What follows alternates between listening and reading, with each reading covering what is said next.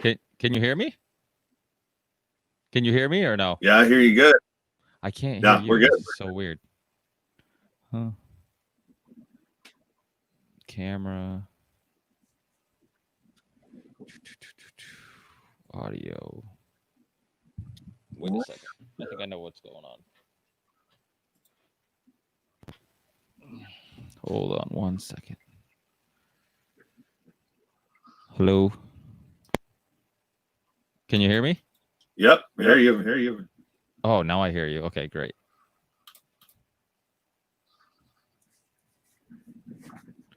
Yeah, I've never used it. I know Sam Tripoli uses this Steamyard, so it's probably picking up some steam and getting more popular. Well, I didn't mean to use its title, but it seems to be pretty popular now.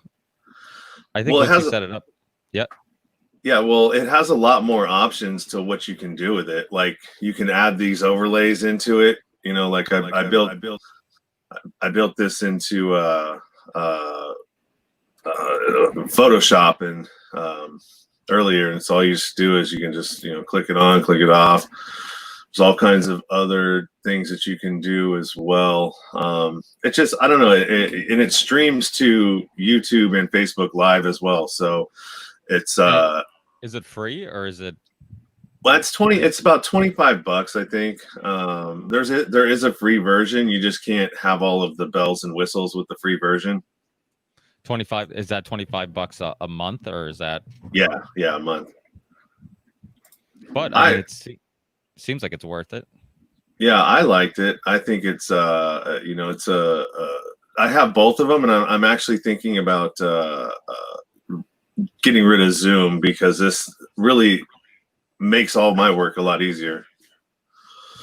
So with the program, that's how you add all the artwork and all that stuff? Yeah, this right here automatically comes with your you can put your logo up there. The overlay is another thing that you can do. You can also have the like, so you take the brand on, brand off. You have you got banners that you can do as well. So like you can build up and it'll stream on the bottom like that. Anything you want to have. Like it's ESPN or something. Yeah, exactly. It just, I mean, it takes a little bit. Like if you're a one-man show like myself, it's like it gets really difficult to conduct an interview and like work all these things. But that's just kind of what you got to do. You know how it goes before you get popular. Yeah, oh, absolutely. And it's definitely, I mean, the good thing about doing things on your own is you do it your way. You don't have anybody else to complain or to say they don't like the direction the show's going or the way it looks or anything like that. So I think it's definitely kind of nice to do things on your own, but it is sometimes, sometimes you wish you had just a little bit of help or somebody who would who you could kind of trust that they would do things the way you would want them. And I'm at one time I thought about having my wife like respond to emails and stuff like that, and then I'm just like, I don't know, what if she doesn't word things the right way, or if I don't get a guest because she's, and I'm like, I don't know if I want to give her that responsibility. And so it's just it is just one of those. I mean, I played in a band with my brother growing up, and it was like me, my brother, and a couple of friends, and one of the biggest issues was always like butting heads because everybody had like especially my brother and I, because we were kind of like the stronger personalities, and we had like different opinions on the sound of the band, the direction we wanted to go, shows that we're willing to play or not play or whatever. And then once I did things on my own and I started what became my solo music project, Theory 6, it was one of those things where just like, wow, now I don't have anybody to blame except myself. If I don't get this song accomplished, if I don't make it sound the way I want it to, I only have myself to blame. And I'm sure probably much like yourself, I'm one of those people that I get obsessive compulsive about a project, and I just want to keep going until I complete it. So I know I'll get obsessed with it. And if I feel like other people aren't putting in the same type of thought, and then I kind of just feel like, like I'm better off just doing it on my own. And that way I get, you get, it's a little bit more work, but I don't have anybody else to blame. I can't justify procrastination because somebody else isn't helping or whatnot. Yeah, that's part of the problem that I found with you know, I was trying to get a co-host for a while, and it just, you know, they're not going to have the same passion that you have for what you're doing. You know, a lot of times when you pick up somebody that says that they're interested in being a co-host, it's like, okay, well, you're really, what you should say is you're interested in just showing up, being a part of the show, and doing nothing more. You don't want to be a part of the hardest part of it, which is the promoting of it, and, you know, getting it out to everybody and constantly talking about it. And it's just, you know, it just, same thing. I've got people that want to help me edit and everything else, and it's like, but I know what I want it to sound like, and I can't teach you that. I can teach you how to do all of the functions of editing, but I can't teach you what I want and what I want to hear, you know. And I get super obsessive compulsive about the sound quality, you know, tinkering with getting rid of background noise. Zoom is a big problem with that. You know, you hear sometimes like little hums in the background, and it's, you have to get rid of all that. At least I do. I'm sitting on like 35 episodes right now that need to be put out. And what's holding me back is me and my obsessive compulsive nature, and not just like when I go to listen back to them, it's, I cannot keep myself from like messing with it. And so I got to figure that out, man, because I got to get these episodes out. I know the feeling, because I actually have one that I spent all day yesterday trying to work on, and I had Darren Van Dam, who's he's the host of a YouTube channel called Flick Connection, and he's just a really interesting guy. Somebody that I figured I could bring on. I'm a fan of his channel, and I like to, you know, throw curveballs in and kind of have different types of guests or whatnot. And I had him on, and for some reason, our Skype connection was just had tons of background noise, and then one of my cords, some cable was getting me tons of static, so it was driving me crazy. But then I recorded it on Skype. And the Skype recording, the video recording, I'm like, okay, well, maybe I'll use that audio, but that audio is never really that good. So it's like, what the fuck, man? I'm like, so I spent all day tinkering back and forth. I'm like, which audio is least worse? Can I make it better? Let me use like different compressors, different gates. And it's like, I remember my wife went to her father's house with the kids in the afternoon yesterday, and she's like, oh, you'll have all afternoon to do what you want. I'm like, great, because I'm like, I got some audio I want to work on. And she came back hours later, and she's like, I'm like, she showed up. I'm like, I got nothing accomplished, because everything I did, I wasn't happy with. So I'm just like, I spent all day like trying to find like a different way of wiring the studio and trying to get different noise, because I have an issue with so I use Pro Tools, but I use this interface called MBox, which is, you know, just a basic interface like you see on a lot of them.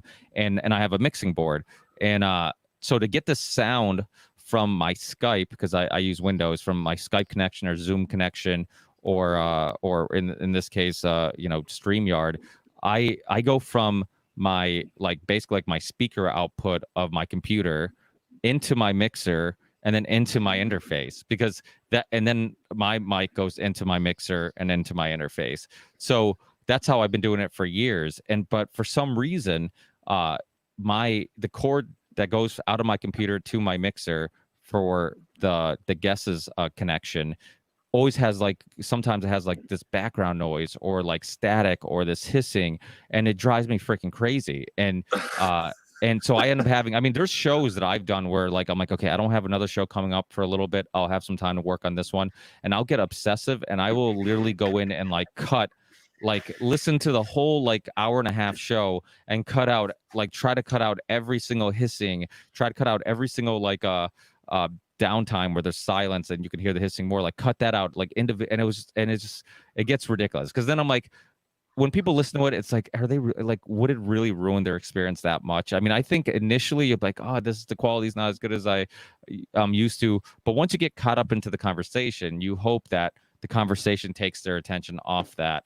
and the content of the conversation. So it's, no, I'm with you, man. I get super obsessive, and it's just, sometimes you just have to like be like, you know what, just let it go, just let this one go, and we'll do better next time, you know. Yeah, for sure.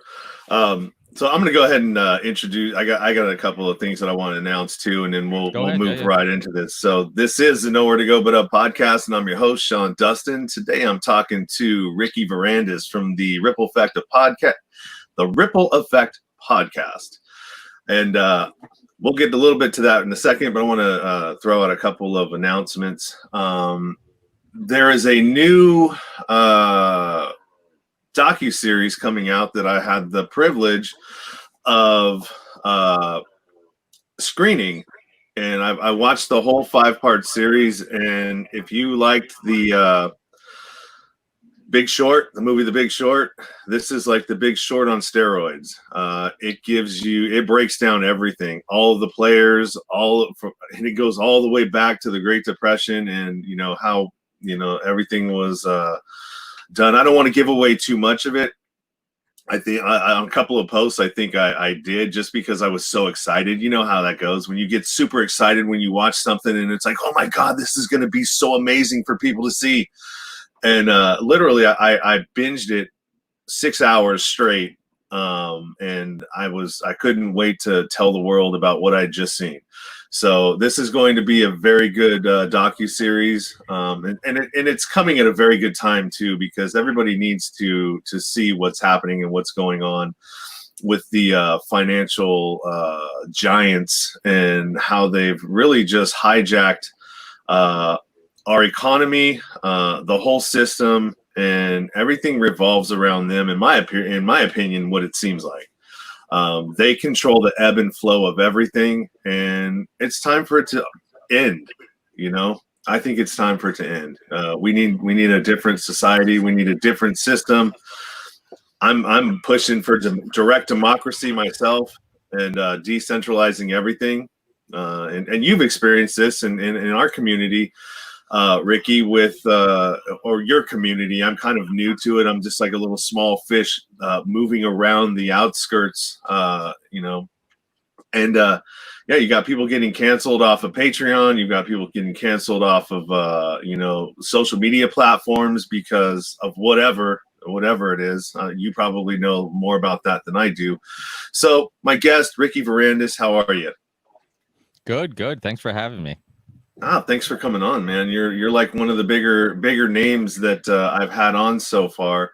And how I found you was I watched the Union of the Unwanted, because I follow Sam Tripoli, and I listened to all of his stuff, and I actually reached out to him not too long ago, and he actually said he'd be on the show.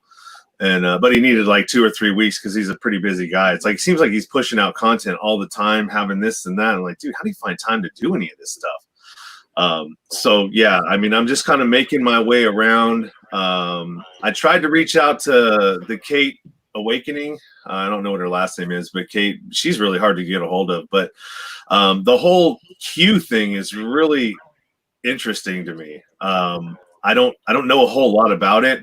And every time I mention it, people are like, "Oh, those whack, crazy Q people," And it's like, well, I really want to know something about it. So I was hoping I could get her on the show to explain to me and the listeners, what is Q, because she does a pretty good show on YouTube when she goes live, and she just kind of breaks down all the Q drops. Yeah, well, it's weird. It's funny that you bring this up, because she was just on that YouTube channel, Woke Societies, and they were both on. I actually have never had direct conversation with them. I got to meet them a little bit and have little talks with them when I was putting together the first Union of the Unwanted, the big Zoom conversation. And when I did that, I got to be exposed to some of these people. I think most of them have been on Sam Tripoli's podcast. And so, I subscribed to their YouTube channel. I think it was yesterday or the day before, Kate Awakening and Woke Societies got together, and they're kind of telling each other, like telling their personal stories on when they started getting into Q and all this stuff. And I was really surprised that neither of them have really been into politics or geopolitics or, I guess, alternative history. Any of them, like, until of late, like a year ago, because they're very new channels. And one thing that I'm seeing more and more is people who are into Q are people that just got into this, like not too long ago, and I almost, and a lot of people who've been in this for a long time, like some of the guys that helped me put together the Union Unwanted, Sam Tripoli, Midnight Mike from the OBDM podcast, Charlie Robinson, who wrote Octopus of Global Control and has his own podcast, Macroaggressions. Like none of us are in the queue, and a lot of other people that I've talked to are kind of on the same boat. We're just like, well, we've seen this type of thing before. We've seen, like, it's almost like, it's a great starting point to get into it. But one thing about conspiracy theories is that you don't want to get so caught up in conspiracy theories that you start connecting dots that aren't there, or you start looking for reasons to make something true, and to me, like, there's so many things that we know for sure are true that we can spend time discussing and exposing, that I wouldn't say it's a waste of time, but I would say that it's probably I wouldn't spend, because I haven't done a show on Q. Like, I haven't done a show on Q. I'm sure I've had some guests on, like Pat Miletich or somebody who is into it a little bit and could expand on it. But I would rather talk about like what's really going on and like historical events and situations and geopolitics or what, that type of thing. So it's just, I'm kind of with you. I don't think you're missing out on anything, Sean. I think that like it's probably like, I think, for the most part, and people who have kept up with it better than myself, like, it seems like in many cases you can find examples to be like, see, this is what he meant, or that's what he meant. It's like people, like when people used to say like, oh, everything happens for a reason. I say used to, people probably still say that everything happens for a reason. I would always respond, or we find reasons for why things happen. It's like if I go through a divorce and I meet this beautiful girl and I get remarried, I'm like, oh my God, now I'm the happiest person on earth. I'd be like, oh, that divorce was meant to happen. But if I stuck it through and we made it work, I'd be like, oh, see, we were meant to get through those hiccups because it made our relationship stronger. It's like you're always finding justifications for why things happen. And, I don't necessarily know if I believe on a fate or a greater plan or whatnot, but I do understand that when humans want to believe something, we will find reasons to make that, to make that believable, to justify our thinking and our logic. So, I think that does happen.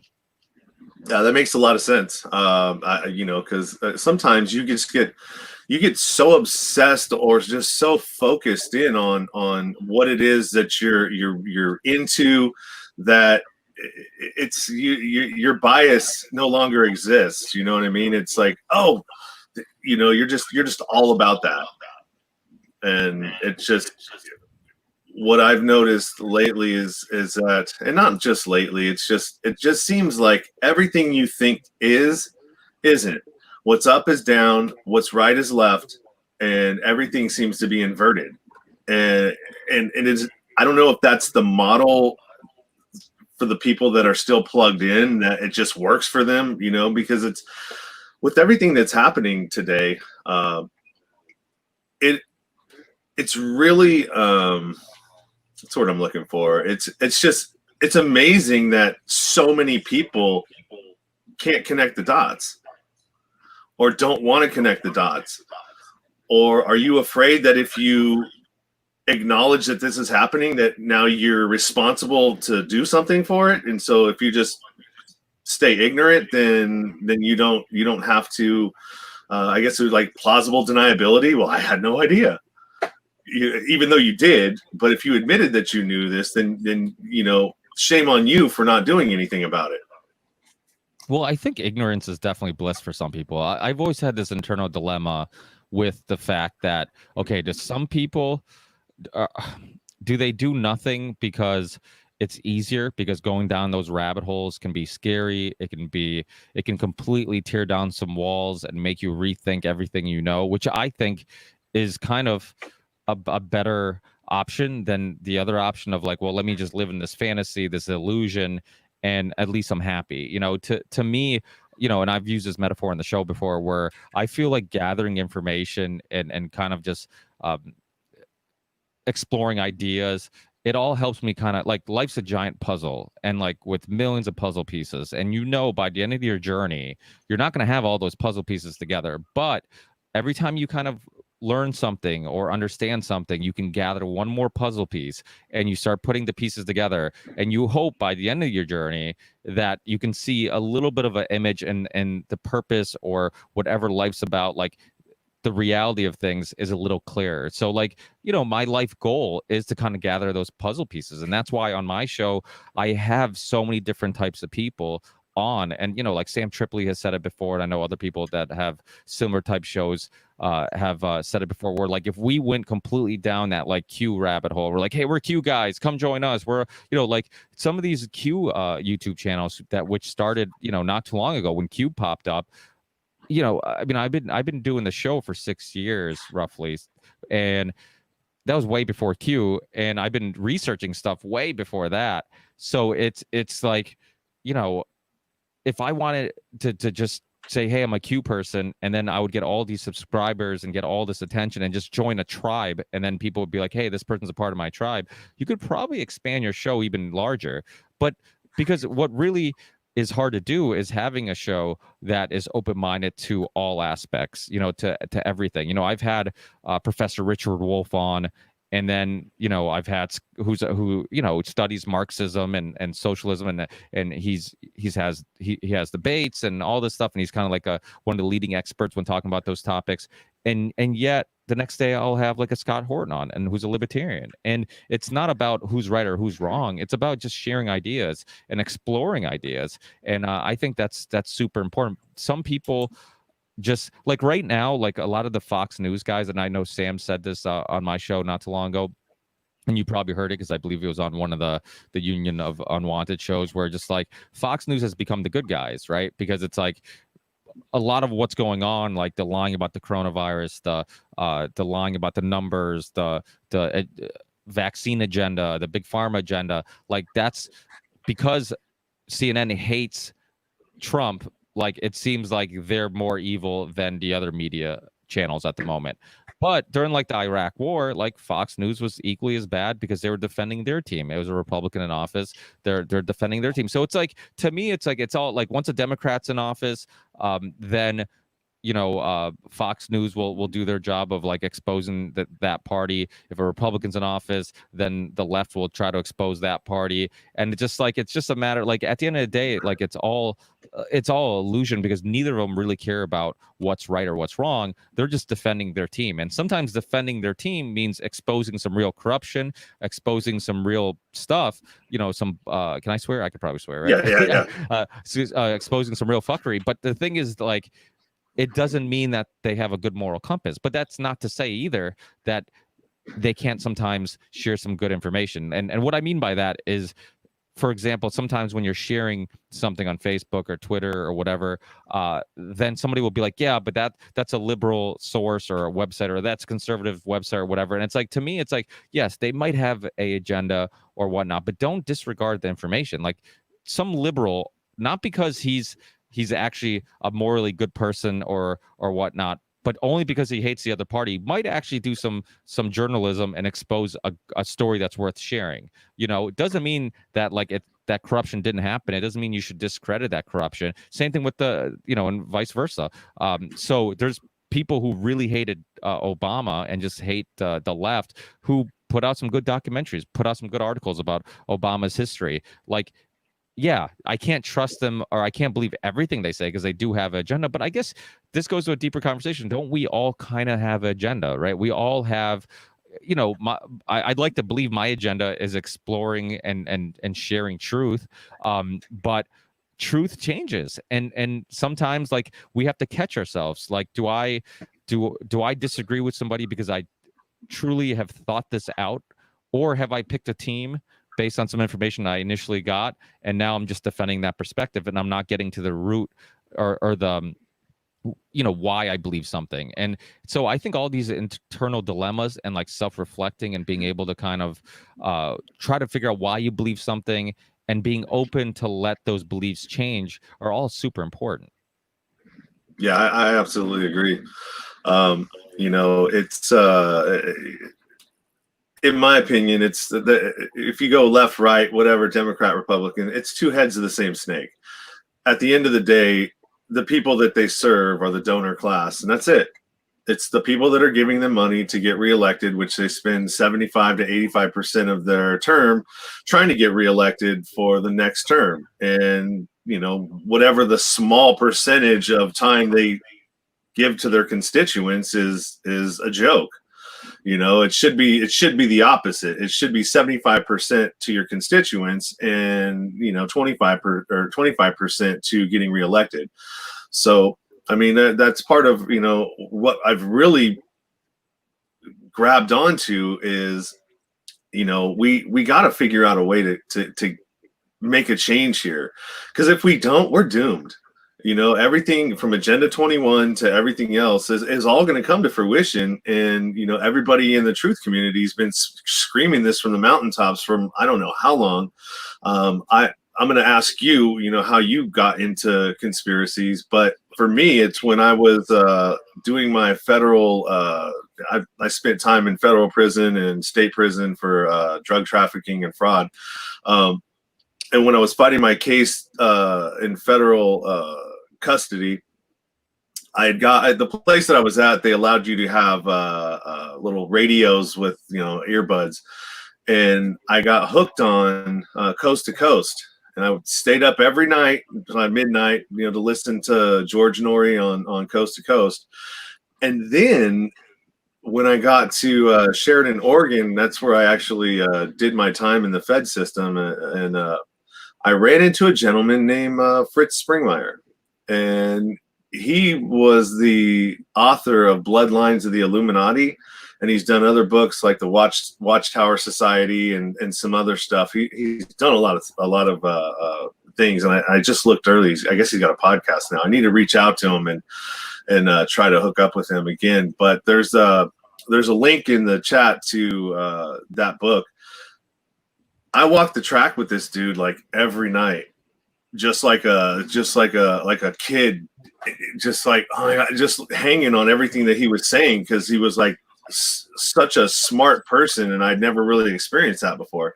You know, here I am, this criminal, and you know, all I know, I went back and looked at it, like, how did I not know about the savings and loan thing that happened in '99? How did I not know about all these other things? And literally from I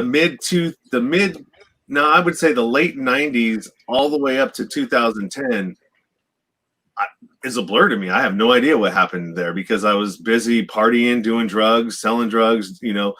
And so it's like a 20-year period of history that, like, I wasn't paying attention to. And like, so I feel like I'm just like this new birth in this space. And, you know, now that I'm not, you know, inebriated all the time and, you know, have clear focus. And, you know, I'm lucky. A lot of people don't recover from that long of a period of abusing drugs. And, you know, they don't come out the other side fully intact mentally. So, you know, I feel grateful for that. But with this newfound gift and knowledge and everything else, and the ability to have a platform and give people information, that's what my goal is now. You know, and a lot has to do with being a father, you know, because what kind of a dad, yeah, you could be the best dad in the world, but if you're going to leave your children with an inherited mess in the world, kind of parent are you really? You know, that seems kind of selfish to me, because you're not going to be here to have to deal with it. Just let your kids deal with it. No, I don't want to do that. I want to do the best possible job I can in making her future in this as fair and pleasurable as possible. You know? No, I completely agree with you. When I started the podcast, it was before I had any kids, but I feel like having kids only made me more passionate about it, because it you know, I always had the motivation or desire to kind of leave the world a little better than I received it, and trying to do my part in doing something. I mean, that's why I called it the Ripple Effect Podcast, because I wanted to truly believe that we could all start a ripple, regardless how small or big it is. It's worth starting and attempting to do something. And once you have kids, yeah, that only gets bigger and stronger, that feeling. And I'm with you. Like, it's, to me, it's so important to do my part, because like you said, the alternative is we just leave the kids, our children or whoever the young crowd is, a mess of a world, and it's much harder for them to resolve it and fix it. So if we can do our part in kind of pushing things in the right direction, then why not? And that goes back to the whole ignorance is bliss thing. But this goes back to just the fact that especially in America, we live these super fast paced lives.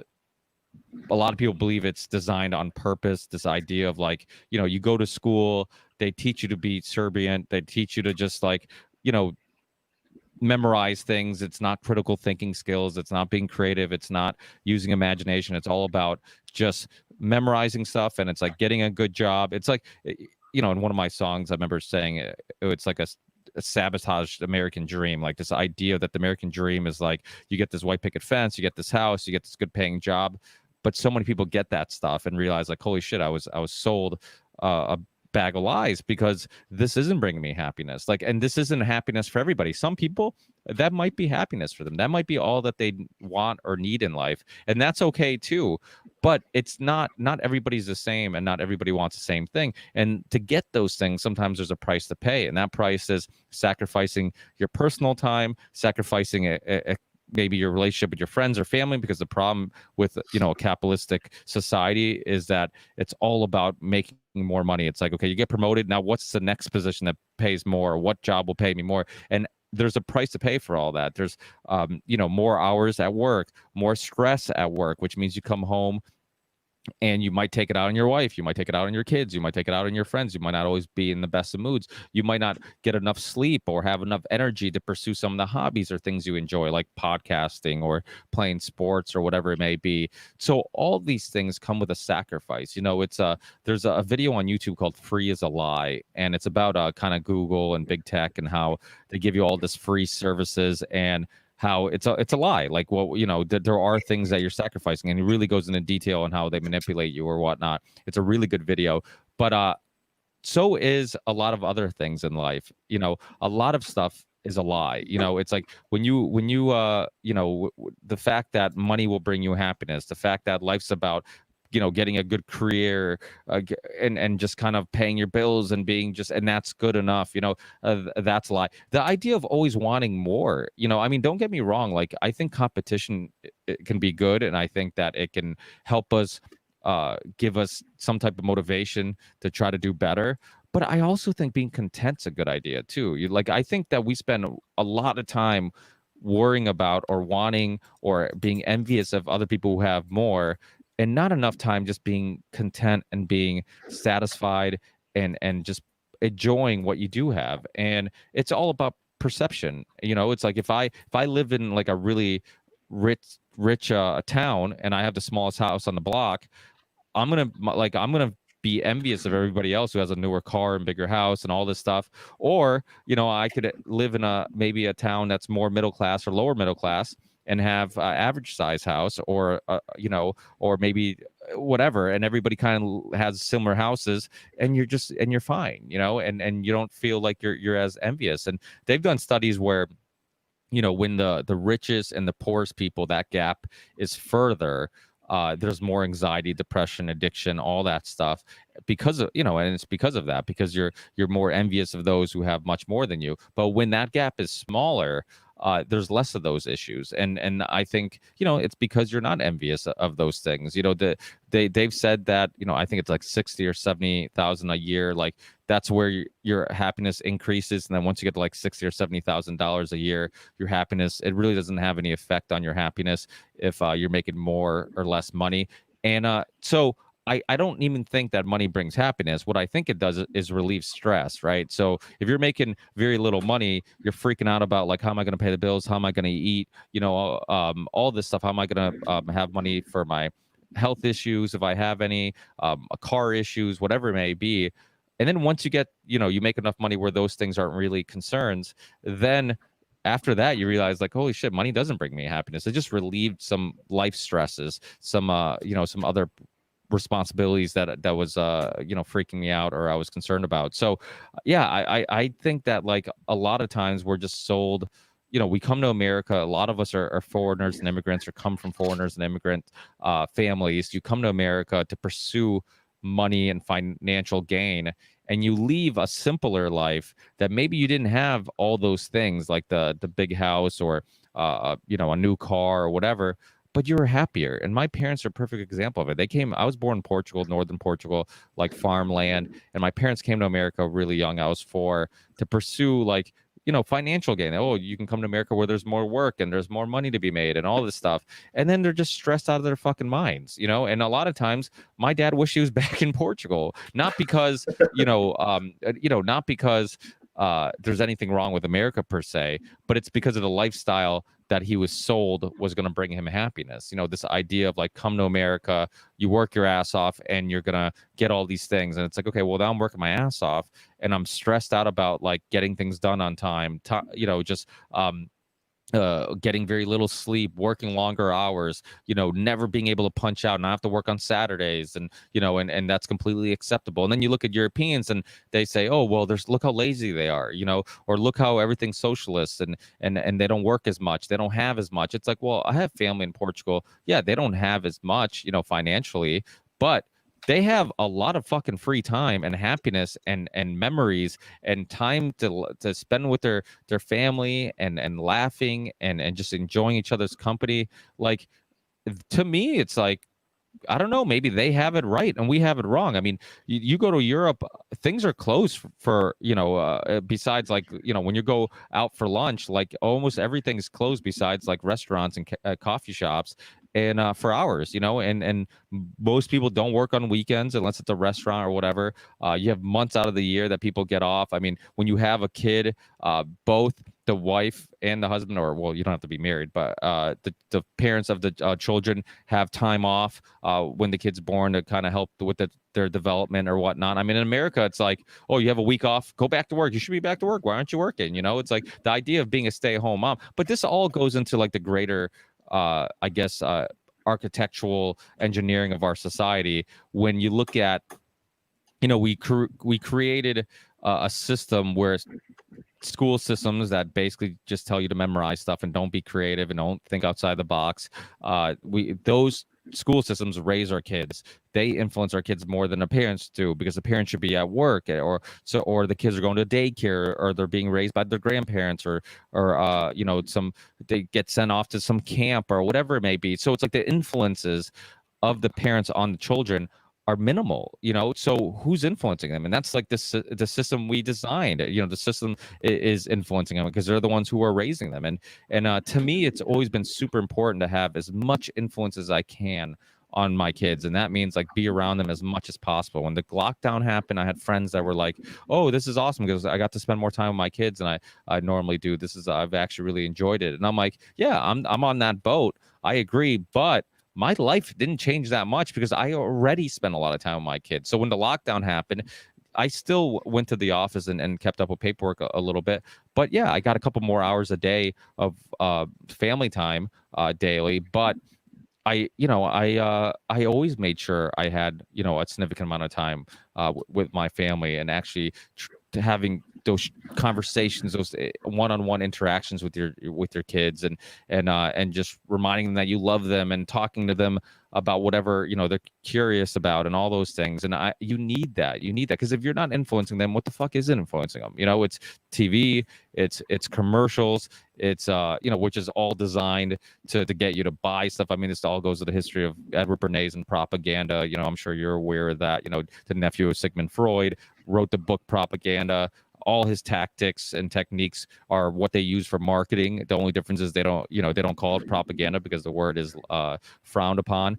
But it's propaganda. It's getting you. It's brainwashing. It's marketing is brainwashing. There's a great Canadian documentary, and I had somebody from the documentary on years ago called The Corporation, and they spend like years putting it together, and they really break down all the science, psychology that goes into corporations getting you to buy something you don't really need. All the algorithms now with Facebook and Twitter and you know, they Silicon Valley hires more psychologists than like anybody now. You know, it's just like they want people who understand how the brain works and how to manipulate the brain. You know, it's not, and they're constantly doing social experiments with, like, you know, Facebook. Some studies have been I think exposed that they were doing certain things like changing the algorithms or what you were seeing to analyze kind of how what your next response was or how you were feeling and all this stuff. So they're constantly doing studies on what the hell's going on and how these things affect you. So it's almost an unfair advantage when your child is addicted to some snack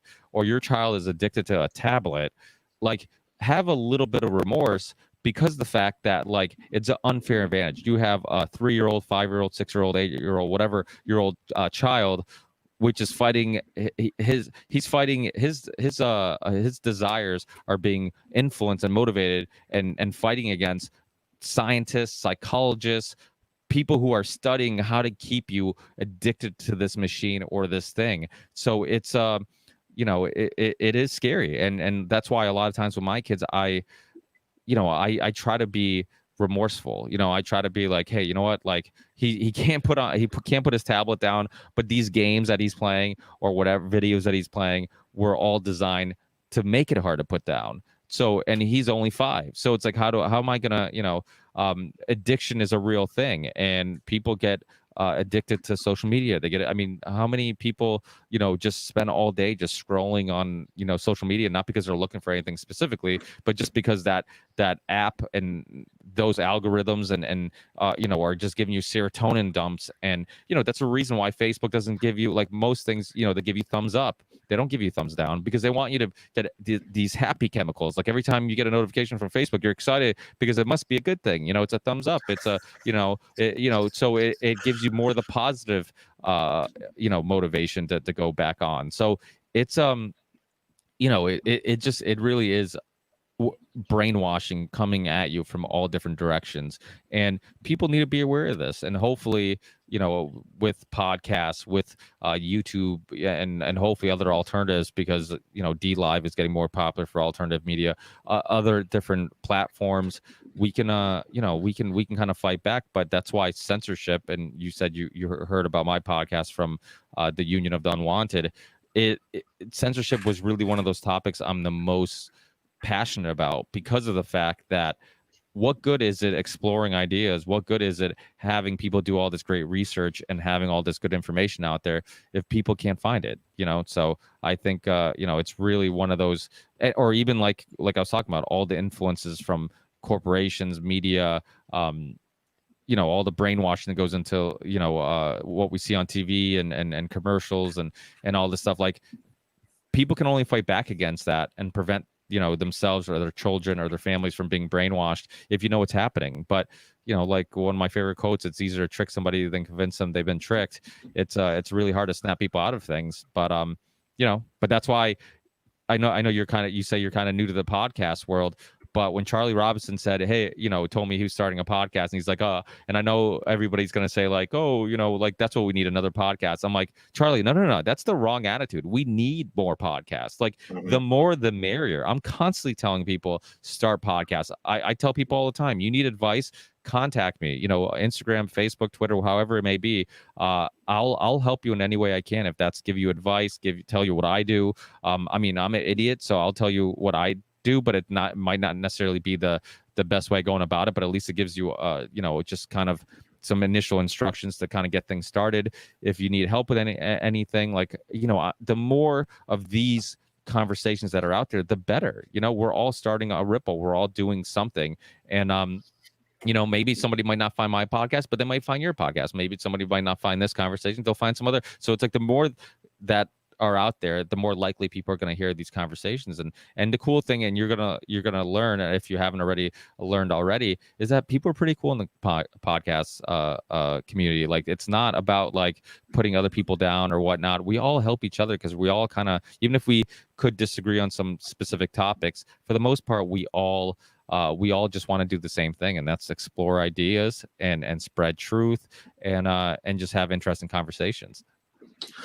Yeah, I agree 100%. And to go back a little bit to what you were saying, I think the problem is that most people don't. We're not present. We're not content. and that's, you know, and that's by design. You know, that's why everybody, you know, when you get a raise, you want to upgrade your life. You know, you could be putting that money into into savings or something, but instead you went out and got, you know, a toy, a new jet ski, or something else, which is, you know, all you're owning is debt. You never own anything. You own debt, and you're always, I feel like most people are always on the wrong side of compound interest. You know, and that's, they don't teach us that, and that's by design too. They don't teach it in school what compound interest is, and how to be on the winning side of it, because then that wouldn't benefit the banks. They need us stupid and mindless consuming of things in order to keep their people, you know, their board of directors and the people, their stockholders, happy. So yeah, it's definitely a great thing. Podcasting, I've had a lot of fun with it. I've been doing it about 1.5 years now. I'm 50 episodes in, and you know, we were talking about this earlier before I actually started recording the podcast portion of this. But it's you know, it's definitely a fun thing. It's a creative outlet. I think everybody needs some sort of a creative outlet in their life, because we're creative beings, you know. Some of us are. I mean, I think there's a lot of creatives. I think there's 3 personality types or 4 personality types that in a business that make a successful business. You have a creative, you have a numbers person, and then there's a couple of other ones that go along with that. But creatives are definitely needed in this world. Let's talk. Well, I was just gonna say, they've done studies on kids being creative. Like there was a thing where, like, when kids were really little, I don't know what, I'm going to get the specifics wrong, but you'll get the idea of what I'm saying. So when kids were really little, like maybe 3rd grade, 2nd grade, whatever it may be, they would ask them, like, okay, how many of you are creative? Or I don't remember the exact question, but it revolved around like being creative, or maybe have imagination, or like art or something like that. And like all the kids put their hands up, and like every grade, like less kids put their hands up. And I think, you know, what we learned from that, and it's something that I've already kind of assumed for long periods of time, is that we all are creative and have imagination when we're little. But what happens is that the system says, hey, what a waste of time drawing is, what a waste of time painting is, what a waste of time you know, playing music is. Like, focus on, you know, science and math, or you know, whatever it may be, you know, business, you know, just because that's going to get you a good job. And it's all about, and this goes back to the same thing. It's all about getting that good job, everything, you know, like, you know, I think it sounds like you have a daughter. Yeah. Yeah, I do too. And so, you know, I've thought about this. Like, you know, you think about it, right? Like, if your daughter had 2 boyfriends, right, and or 2 boys that like her, and they had, one was a struggling musician that plays bars, but loves what he does and is a super, you know, nice dude, but you know, kind of maybe still lives at home, or doesn't have you know, his finances all worked out. And the other one's like this investment banker who drives you know, a S-Class Mercedes, and, you know, has already bought his first house when he was 18 or whatever. You'd be like, hey, don't waste your time with that, dude. You know, it's like we're constantly, we don't even realize it, but we're constantly helping this narrative that financial wealth is the most important thing, where like the creative person is kind of looked down upon, you know, and that's kind of just a symptom of our society. Yeah, I agree.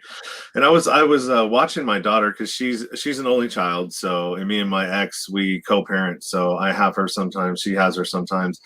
And I was watching her, and she's almost 3, not quite 3. And she's just carrying on having conversations with Bingo and Rolly from Puppy Dog Pals. And like, come on, Bingo, come on, Rolly, let's go. And like, she just literally sits there and entertains herself and has these imaginary like scenarios going on all over the place. And I was like, I was thinking to myself, I'm like, huh, I wonder if only children are more creative because they have no other sibling around them to you know, to distract them, or to, like, you know, get into stuff together. They're not using their brain to I don't know. In that sort of way, it was just really interesting to me when I was watching her, and I was just like, man, that's really cool. It's really cool just to watch a child grow up and watch their personality develop, and like you're just it's like unfolding right in front of you who this little person's going to become, and you have direct effect and direct ability to kind of form that and be a part of it. And what do I want her to know? How do I want her to grow up? And it's a huge responsibility if you take it seriously like that. Yeah, no, it is a huge responsibility. So much. I think it was Brian Callen who once said, like, every kid is going to have some trauma, like, and you don't even know what's going to cause it. I think, and there's a lot of people who have said this. I've talked about this, where it's just like so many things. The way, in regards to how we treat things or treat our kids, the way we discipline them or don't discipline them, what we choose to be hard on them about or not, like conversations we have with them, like we don't know exactly how they're taking that all in, their perception of it. And there could be some trauma coming from it. Like I have like a little bit of trauma in regards to money, right? Like, so when my parents came to America, we were poor and we didn't really have anything. So money was always like, my mom was always like finding ways to save money. It was always about like we couldn't get the best of anything. And it to me, it bothered me how much money consumed our lives and conversations, and it was constantly something we're stressing about and thinking about.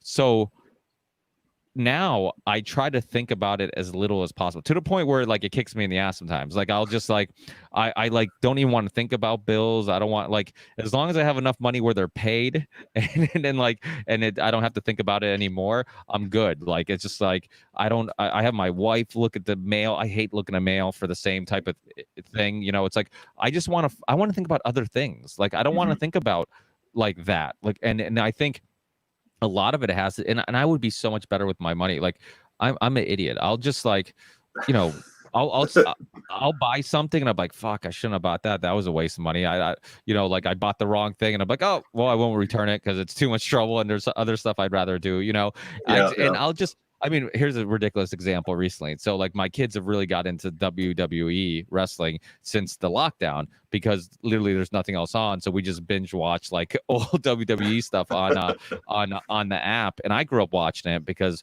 when you have immigrant parents, it's one of those things where when you're a foreigner, we can all kind of enjoy because we don't really need it. Like my parents didn't really need to know the language to kind of see what was going on and kind of get the storylines. So it was cool to go back and watch all that.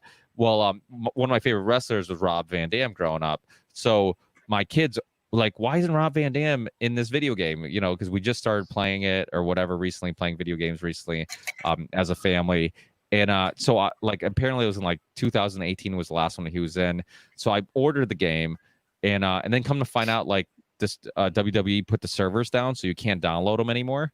So I ended up buying like the whole package like a dumbass before I even put the game in there. I'm like, oh, let me just get all the extra guys. So I like bought like another like $20 or $30 package for all the downloadable guys and have everybody available. And then come to find out I can't use any of that, and I can't get Rob Van Dam in the game. So we'll never play the game. And it was like $30 for the game or $40 for the game, another like $30 for, and I'm just like, I really should put some time in trying to like, get some of my money back. But I'm just like, I guess it is what it is, like I just move on to the next thing. And it like, it took me a while to realize like why I'm like this. And the more I've analyzed my life and my upbringing, it's because of that trauma of money being an issue. And I just don't want to stress about it. Like I try so hard to like self-reflect and try to like have control of my anger. And not that I have an anger problem, but like we all have a fuse that sometimes gets short or whatever, especially with kids. And so it is one of those things where like, I exercise, like I went to the gym this morning. Thank God they're open again. But it's a therapy thing, it's about like getting some of that tension off, getting some of the, and then I'm a much better person because I don't have this built up just energy that builds up, and then I end up snapping on somebody or whatnot. But so yeah, so I avoid like any of these the money stresses because of that stuff. And I'm always thinking about like, okay, well, how am I like certain ways I'm handling things, like what's the long-term effects of that, right? Like, well, when he gets older, he's gonna be like, you know what, Dad, like you handle that well. Or he's gonna be like, you know what, I'm like this now because you did this when I was, young or whatever, and sometimes you meet people, right? And they have weird things about them. Like they don't like a specific food, or they don't, it's something weird about them. And you get to know them. You're like, oh, that's why you're like that. Or that's why that bothers you, So it's like you said, it becomes such an important job. And I'll try to bring it back around because I go on these long rants. It's such an important job because of the fact that we're not even sure, like we have to really think out everything we do because we're not even sure how it's going to affect them. Yeah, no, for sure.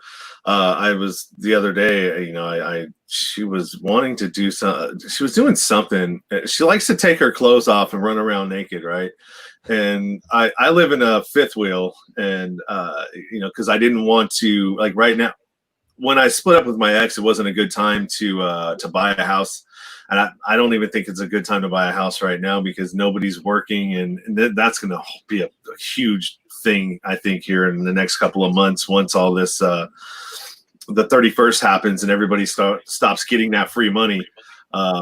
And they have no job to go back to, and people start getting evicted. We're gonna see a mess happen, I believe. But I was so I'm outside talking to the person next to me, and all of a sudden here she comes darting down the stairs, nothing on, running around. And it was like, and I couldn't catch her because she was running around the trailer, which is like 40 feet long. And I'm like, I'm trying to like figure out how to get her, because as soon as she sees me coming around this way, she runs around this way. And it was like very frustrating. And I got her, and I like picked her up and I set her in, and I'm like, shut the door. And I could hear her in there just crying, and I had to go in there, and I'm like, okay, I'm sorry. I didn't mean to get upset with you. And it's like, she understands that stuff, like she can articulate at that age that I hurt her feelings. And like, I don't even remember being that young, let alone being able to like tell somebody they hurt my feelings, or whatever. So it's like, oh man, I got to really be careful of like how I let my frustration manifest itself in front of her,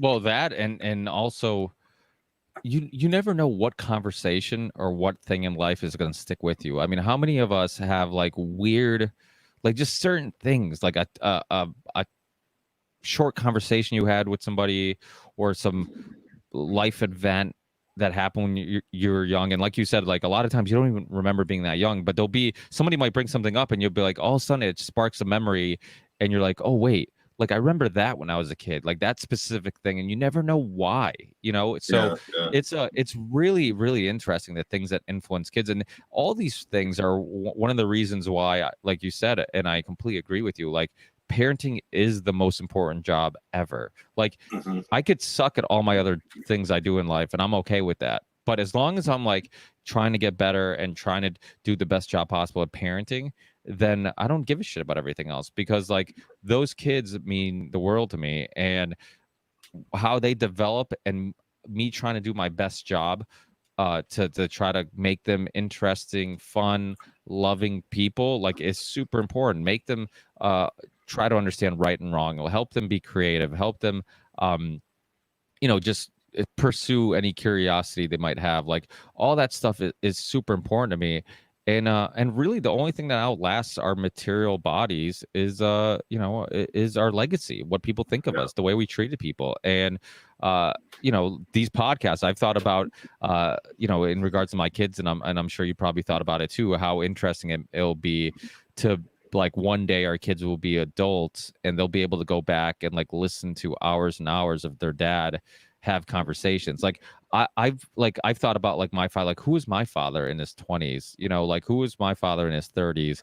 Like, can I hear conversations? Like, what if he had a podcast and I could like sit down and actually just hear him have conversations and just see how his like ideas developed, or what he thought about parenting, you know, at the time, you know, in his life, and those type of things. It's like, it's really unique, you know. It's a unique thing to be able to give our kids just that, like a really a personal look of who their parents were when they were little. You know, they might not remember specifics about us right now, you know, once they get older, but to be able to go back and actually like hear us talk, hear us have conversations, kind of you know, be able to explore who we were as people and maybe how we change or whatnot. Like, it's really, really interesting. Yeah, I think I mean I love podcasting for that very reason. Is like, I like listening to shows that are new sometimes, because it's, you're not only are you know, just getting introduced to something new and different and a different person, but you're actually growing with that show, because from episode 1 to episode 50, if you listen to mine, you can hear the evolution of the show, and it takes on a life of its own. Because once you get out there, and I'm going off a little bit, but we'll circle back around. But once it starts getting momentum and you start making connections in the podcast community, which I agree with you it's a very supportive community. One that I blew my mind how quickly people are there to help you and give you information and all of these other things, and which I return to, just like you know, you got some questions on something, and you know, or you need some help, you know, give me a call. We'll schedule a Zoom or you know, meeting, and we can share. I can screen share and actually run you through it, how to actually, you know, maybe edit out the de-esser, or you know, whatever thing that you don't know about.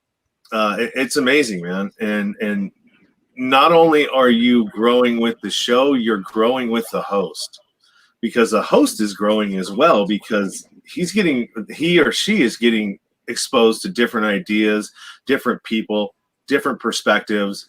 And like, I'm not married to anything. All right. I'm no scholar. I'm you know, wasn't a very good drug dealer when I was one, you know, and so I just,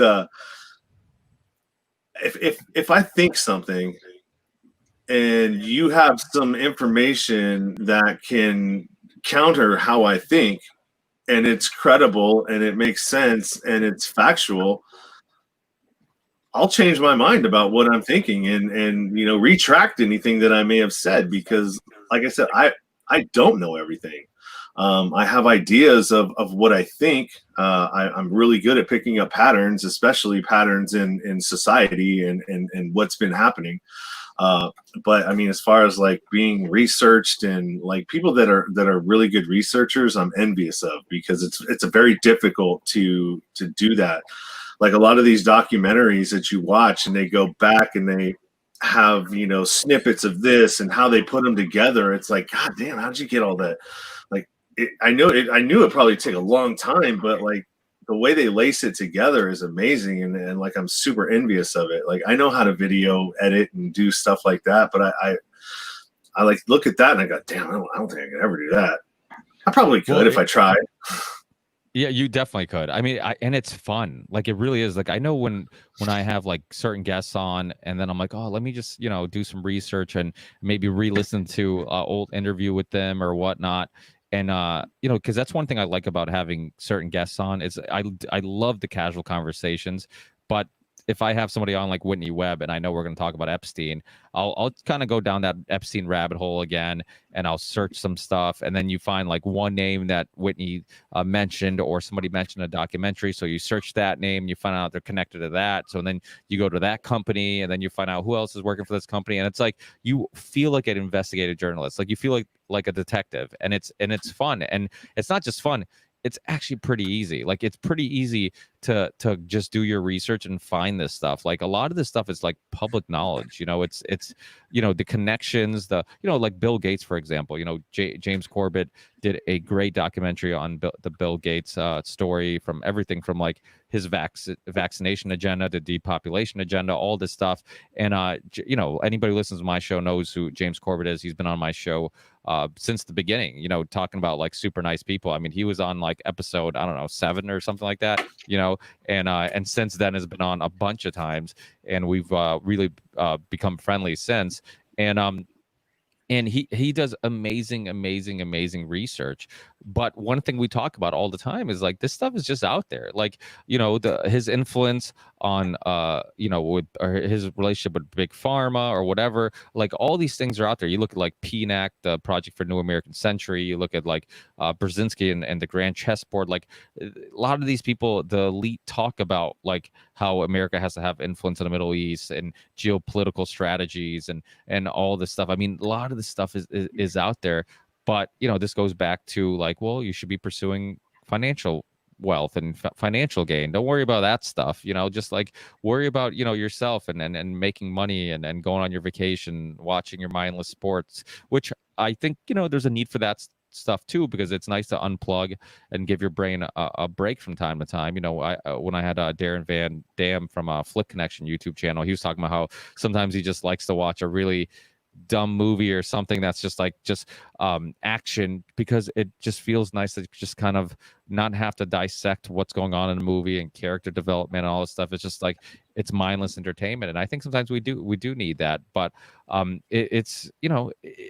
doing that type of investigation and doing that type of stuff, with the power of the internet, like, we have everything right there. At one point, universities had a monopoly on information. Like, you wanted to get the best books, access to the best professors, you had to go to a expensive college. And now you'd be like, well, fuck your college, fuck your PhD. I don't care if you have a diploma or whatever. Like, I can get all the same science information you got. I didn't have to go to Harvard. I didn't have to go to Stanford. I didn't have to go to any of these places. And yet I can read all the same studies you're reading. I can hear really intelligent people's interpretations of those studies or whatnot. So it's like, we really you literally can become an expert in anything you want just with the internet. I mean, it's obviously with Google and censorship, and this goes back to like this recurring theme of the importance of fighting back against censorship. But use DuckDuckGo, use some other alternative, and if you look hard enough, hopefully you can find these other options to Google and YouTube or whatnot. But now there's Parlay, which is a Twitter alternative. It's supposed to be unbiased, uncensored, and a bunch of people are jumping on there. I'm on there now at the same thing at RV Theory 6, my same handle as Twitter, and it's pretty cool. I like it. Hopefully it stays uncensored, but the more censorship that happens in these other platforms, the more likely a alternative is going to come about and get attention. Because if Twitter, YouTube, and Google wasn't like, there's a little bit of censorship, but it wasn't that bad. If a new alternative came, you'd be like, you know what, it's not that bad. I can still do enough research on here. The censorship isn't so bad.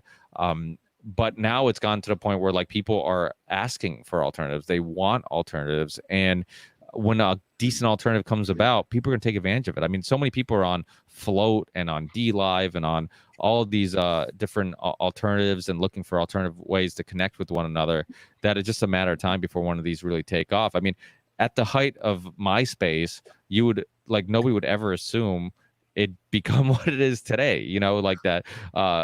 Some people who are listening now who are younger than us probably have never even heard of MySpace, but it's kind of like the joke of social media now. Like Sam Tripoli joked around and said, let's all go back to MySpace, and he's like, and I mean, it almost makes sense because they already have a platform. We kind of know how it works, and but who to say that they wouldn't censor some things too if once they got big enough to do so. But when you look at Spotify, the reason why the Joe Rogan Spotify deal was so interesting was the fact that he probably went there because he has a problem with YouTube, because of his censorship on YouTube, because of his videos being taken off because they played a little clip of a song or a video or whatever, and all the censorship on YouTube really bothered him, and people closer to him, than I am, because I don't know him personally, but I know people who are close to him, and I've had Eddie Bravo on my show, Sam Tripoli. These people know him personally. It seems like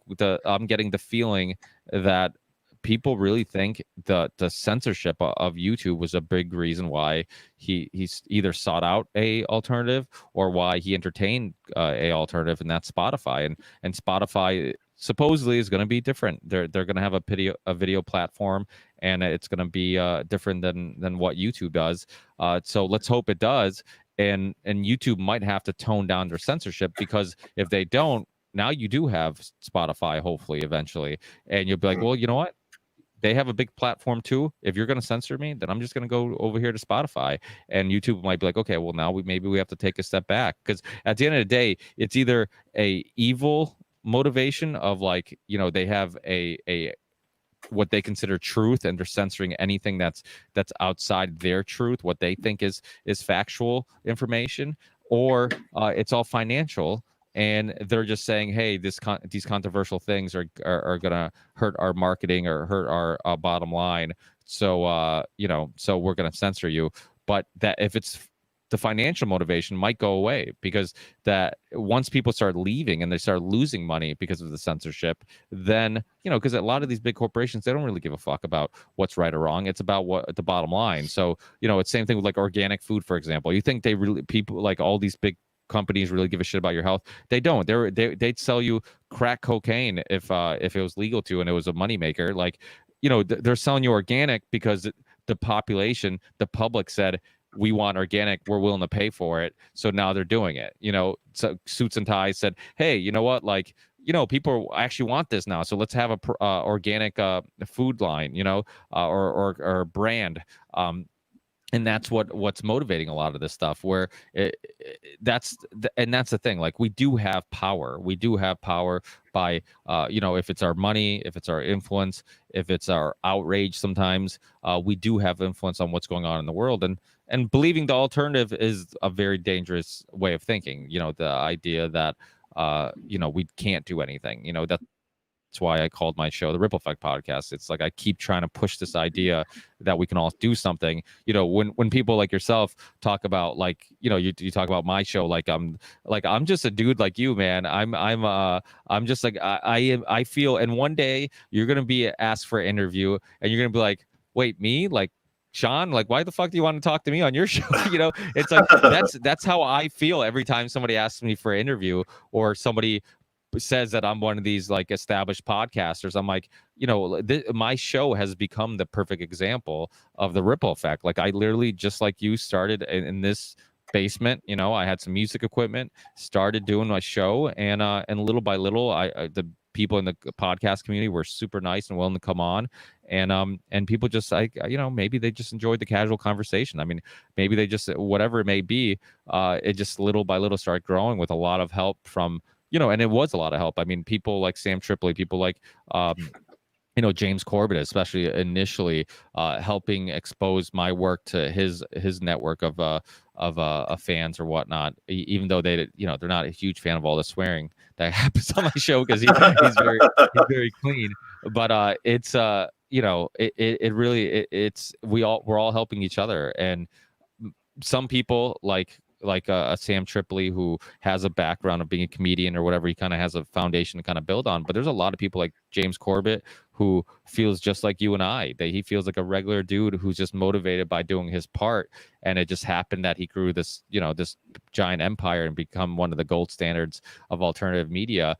But I'm sure he still feels, every time people compliment him, he feels a little awkward and weird. Like, I'm just a person who just doing some research and just putting out this work, and doesn't feel like he's doing anything special in regards to, like, I'm not this special person. I'm just, like, doing my part. And and that's the message that I think is really important to put out there, is that we all can do it. Like, we all can do something. And you really don't ever. I mean, I've had Jesse Ventura on. I've had Freeway Rick Ross. I've had Roger Stone on in the past. I've had Jack Abramoff. I mean, I've had these guests that Colonel Lawrence Wilkerson, who was chief of staff for Colin Powell in the White House. Like, why are you guys willing to come on my show? And Yeah. it's just like, it blows my mind. And who am I? I mean, I barely graduated high school. I mean, I did, if you look at my resume, there would be no resume because there's nothing to put on there. I mean, it's like, so to me, it shows how we can all, like, I think there's a need and a desire for just, and that's why I think Joe Rogan's show really caught a lot of attention. There's a need and desire just for casual conversation, like just hearing people talk the way we talk, like hearing people discuss ideas and challenging ideas the way we would with our friends. And it's refreshing. And that's why I think this platform, when I started my podcast, a lot of people still didn't even know what a podcast was, friends of mine. And I'm like, I'm telling you, you might not believe me, but I'm like, this is the future of media. This thing's going to blow up. And I truly believed it because I understood TV was lying to you and they had agendas. Radio was lying to you and they had agendas. Newspapers were lying to you and they had agendas. A lot of websites, were lying to you and they had agendas. But podcast was one of the few places where you could hear a long form conversation with somebody and you could figure out throughout that long form conversation if they had an agenda or if it was a real conversation about just ideas. And that to me was refreshing and why I thought it really was going to be a huge thing. Yeah, I agree. I really am not a fan of the interview style. I prefer to have conversations just like this. You and I didn't know each other from Adam, but yet, I mean, it probably helps that we both have a podcast. But I mean, other than that, I mean, we are no different from anybody else that could stop on the street and have a conversation just like we're having. I like to be an example of talking to somebody and not particularly agreeing with what they're saying, but still giving them the respect to have their own opinion and maybe convince me that how they think about it may be correct. But at the end of it, it's like, okay, well, we don't have to argue about it. We don't have to talk over each other about it. We both give each other the space to be able to volley. And that's really what conversation is. It's a tennis match, it's just a volley of information back and forth, respecting one another as individuals and human beings above all, that, I could possibly learn something from you. And if you come at every conversation or every interaction with somebody that, I possibly could learn something from this person, so let me give them the benefit of the doubt and hear them out. And then, maybe not, take in what's valid and get rid of the rest. Well, the truth is, like, even people that I, maybe disagree with 100% of the time, maybe I don't respect their opinions as much. Like, you could still listen to them and they might still make a really valid point that you're like, holy shit, like, I never even thought about it that way. There's I know people that I'm just like, I'm like, oh, this person's like very one-sided with their thinking or they're brainwashed or whatever. But then I have a conversation with them and they just happen, because I'm willing to listen, they happen to make a point that I'm like, what, that is a very valid point. I'm like, I've never even thought about it that way. So it's like you can extract something worth wild from even people that you disagree with and maybe you think have the majority of the way they look at things wrong, so it's can it be frustrating sometimes listening to somebody that you think is making no sense or is brainwashed? Yeah, but like you said, like it doesn't mean that a topic, some specific topic or some specific thing, they can't have a really interesting perspective on. And so yeah, I mean, absolutely, I agree with you. Yeah, being an example of what conversation is supposed to be is really what I strive to achieve. So tell me a little bit about, like, what's your I mean, we're at an hour and 25. Are you good? You got Yeah, I got a couple more minutes. Yeah. Okay. Well, who were one of your influences that you can think about that was probably the top of your list of when you decided to do this? Mine was Rogan. I listened to him for about 2 years, and then I went on to Andy Frisella, and they all talk about just do it, start it, whatever. And I always got stuck in the process, and I would, instead of just looking at the next step, I would look at all of the steps that it would take for me to get to where I need to go, and just shut down and not do it. Yeah, well, one of my influences for the podcast itself was definitely Rogan. I loved I love what he was doing. I love the casual conversation. That's why, you listen to my show, it's very similar in regards to casual conversation. It's not an interview. I remember when Jesse Ventura was on, his I don't know if it was his agent, manager, whoever it was that I was contacting, wrote me an email like the morning of the show. And they're like, hey, Jesse, these are the questions we want you to ask. This is what he wants to talk about, all this stuff. And I'm just like, wait.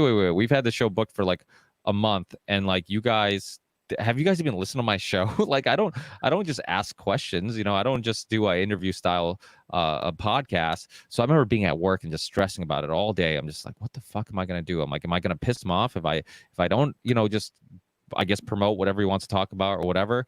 And then eventually I'm just like, you know what? Fuck it. I'm just going to do it my way. Worst case scenario, he never comes on the show again, and so I did it my way, just had a casual conversation, and you can almost sense in the show that it was like refreshing and he was enjoying it. And that's something I get a lot. I mean, one thing you're going to find too is that like a lot of guests are going to, Jay Dyer a lot of these guys off air after they'll write me an email or write me a message telling me that they really enjoyed the conversation and the casualness of it. But I remember Jay Dyer at the end of our conversation, Dennis McKenna, who's actually going to come on again very soon. Like, these guys, they've all said like, oh, I love like the style of conversation. It's just a conversation. Like, it's not like, hey, you're the guest, you're the expert, tell me everything you know, and it's like, I'm just going to sit here and then, just record. It is a back and forth. And it's like you said, it's a journey for the guests, the host, everybody gets something out of it. The listener, everybody is growing together with these conversations. That's why I to get back to what my influence is, like Joe Rogan's podcast to me was so important because I've always loved conversations. Like, I feel like I learn the most from like long form conversations. If I'm hanging out with some friends, having some whiskey, having a glass of wine, whatever it may be, having long form conversations. And so I would have people that would say like, oh, Ricky, everybody, you like to talk, everybody knows you like to talk. And I'm like, I actually don't enjoy talking that much. I enjoy conversation. Like, if I'm around people where I'm like, I know they're very one-sided politically or they're brainwashed, I'll be actually quite quiet and I won't like engage in many conversations, because to me, I'm like, I'm not going to get anything out of this. I'm just going to get frustrated. And I'm not going to talk for just the sake of talking, but I love conversation. I have a passion for conversation because even putting my thoughts out, like trying to, like, if I get asked a question or we're on a specific topic, me trying to figure out like where I stand on something during that process, I'm actually like not just sharing my thoughts, but I'm actually figuring out my thoughts and trying to figure out where I stand on things. So I think, doing that is all super important. And that's what I got out of the Joe Rogan podcast was, but prior to that, like, I had the early, Jason Burmis, Corbett, Alex Jones, go real back. I mean, it's hard for anybody in alternative media not to run into his work because he really was one of the, best filmmakers in the alternative media world in regards to putting together great documentaries. He really he would go down any rabbit hole out there. Obviously, historically, like people do say, like he kind of gives, Israel a pass on a lot of their war crimes and stuff like that. But in regards to like a lot of domestic stuff and foreign policy outside of that, he was willing to question everything and anything. And he, even though he would say some things that were kind of over the top, he also had a lot of great guests on there. I mean, a lot of guests that people that I was a fan of end up being, I mean, even James Corbett, you go back far enough, he was a guest initially on InfoWars. So he was a big influence in alternative media. I mean, obviously Loose Change, Zeitgeist, all these things were huge influences of mine. So when I took the influence of like casual conversation with interesting people and trying to provoke thought and really, understanding the importance of long form conversation.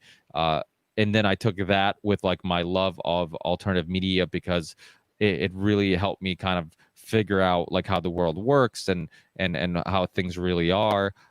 Then, I kind of want to combine the two. And Rogan at times would also do that, but I just wanted to kind of take it to another notch, because I used to have a lot more comedians and people on who weren't just alternative media.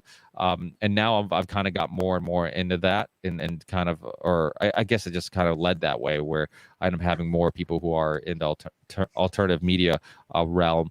But I still think there's stuff to gain from conversations with all aspects of people. It doesn't matter if you made a documentary, or you have a YouTube channel, or you just wrote some little book that you published yourself with some really interesting ideas. I have people on that are popular and not so popular, and to me it's all about like who's interesting and who can I have an interesting conversation with. And so, and then also some music, 1 Minute Silence was, like, I call him the Irish Rage Against the Machine. The singer was on my show some years ago. Really interesting guy. Burton C. Bell from Fear Factory was on my show.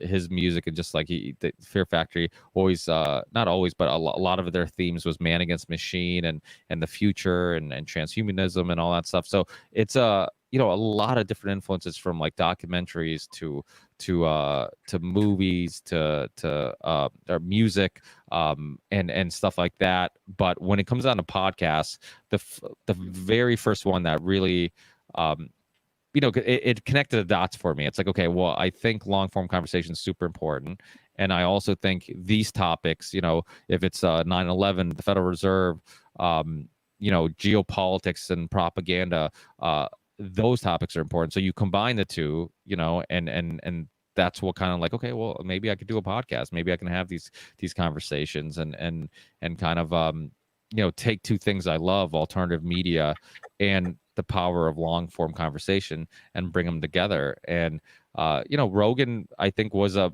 huge influence on a lot of people. And Dan Carlin was another one. He's a past guest on my show, and he was on, and I'm glad he was, because I remember before I started my show, you would hear interviews with him, and he would always say, like, you'll be surprised how many people are willing to come on your show. Start a podcast, and I'm like, well, I hope he comes on my show, because he's a big reason why I started it, because of the things he was saying. And he did a lot of interviews during that time, and on smaller shows like myself. And so it's in regards to podcasts, I think I'm with you. I think Joe Rogan was the kind of like the one that really, and the fact that he was doing it, he's doing it on a couch initially. He was doing it like, I felt like I didn't need like a beautiful YouTube channel with beautiful artwork and beautiful lights and cameras and all this stuff to put something out that people would be interested just in the conversation. And all that other stuff, yeah, if you have it and if you put some beautifully edited stuff together, it's great. But the most interesting thing was the conversation itself. And as long as I felt like I could spark that, and if I had that to start with, everything else would fall into place, and in some cases not even necessary. Yeah, I mean, all of the shiny things that you can do around your show really isn't going to make a whole lot of difference if you don't have the content to back it up. And exactly. Like we were talking about earlier, where you have some sound issues. Well, good content trumps everything. Yeah. Well, we'll find out when I put out my next show that I was spent all afternoon yesterday working on, because yeah, I mean, I'm with you, man. But my other thing is like, I have a bunch of shows right around the corner, and I'm sure you run into this, where it's like, well, if I put this one behind, and especially now with current events, like, are always brought up on these shows. So like, if I wait like 2 months from now to put it out, or I wait a month from now and I procrastinate on it, it might not even be relevant, some of the things we're talking about, so it's just, or it might not make sense, or it might be wrong on some things, because like we say, we're constantly growing on these shows, and as we talk about them, we're gonna learn more. So it is I truly feel the same way. I did a show using my phone once. I was in just the backyard with some friends, smoking some cigars, having some whiskey, and I really got caught up into that culture, because of the fact that I feel like just the whole process of sitting down, trying different whiskeys or whatever it may be that you drink, IPAs, whatever you're into, having a cigar or whatever it may be, or even hookah. Like I like hookah, like anything that forces you to sit down and just relax and enjoy each other's company and put your phones aside and kind of pay attention to your senses, smells, taste, that type of stuff. To me is really important. And one time, I'm with my friends, I'm like, fuck it, I'm just gonna record this conversation, our little hangout on my phone. If the audio's good, I'll maybe use it. If it doesn't, then who cares, And I recorded it, and then I'm like, the audio's not too bad. I'm like, fuck it, I'm just gonna release it. And I had a good feedback, and nobody, in the beginning of the show, I'm like, hey, if the audio sucks, sorry.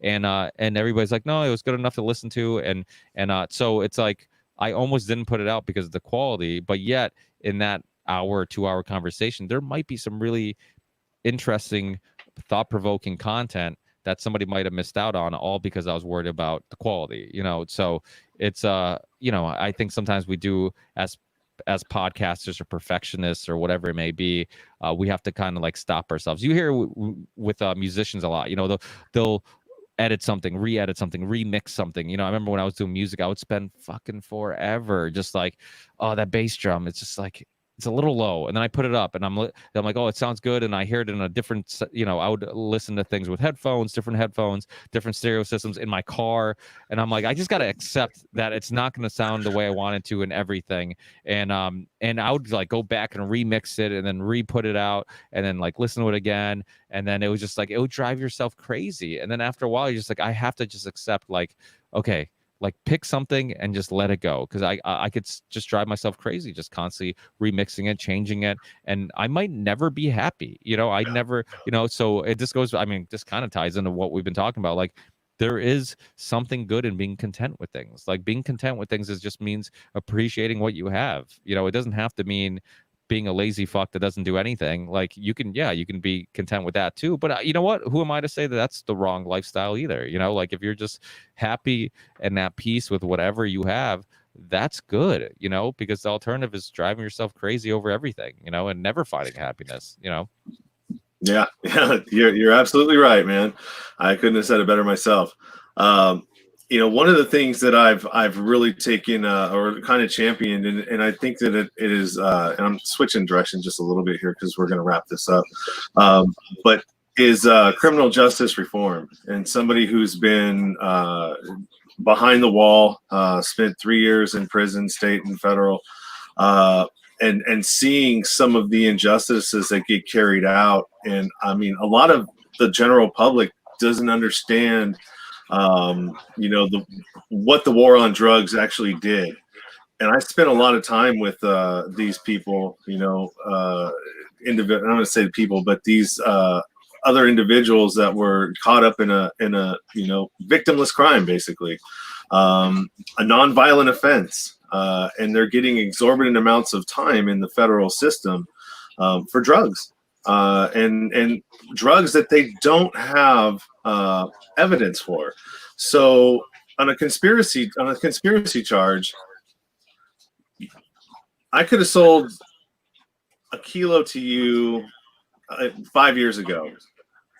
I stopped doing it, went on with my life, and now I'm no longer in that game. You still went on to continue to do it, and you get busted. In order for you to get a downward departure in time, you start cooperating with the federal government, right? And you name my name. Well, there's no evidence, there's no drugs, there's nothing other than a criminal's word that this took place. And that alone can get you in prison. And you can't fight it because it's conspiracy, because you can't prove conspiracy, right? They got you dead to rights. A lot of people, they think that, oh my God, I can beat this because there's no anything, right? There's no evidence, there's no drugs, there's nothing. So they go to take it to trial. They get offered 10 years. All right. Well, you didn't catch me with anything, so I'm not going to say yes to 10 years. You go to trial. Now you end up losing, and they give you 20, 30 years. Sometimes people get life. I've talked to a bunch of guys that have gotten 20 years, 33 years. There's a woman right now that I interviewed from, she's locked up in Waseca, I think up in Minnesota. which is a federal detention or a federal compound, and she got 33 years at best. She's a high level addict, not a high level drug kingpin, you know. And this is, I think, you know, partly it's low hanging fruit. They're poor people, they can't fight the system, and they get thrown in there, and they go to work for Unicorn, which is the prison industrial complex.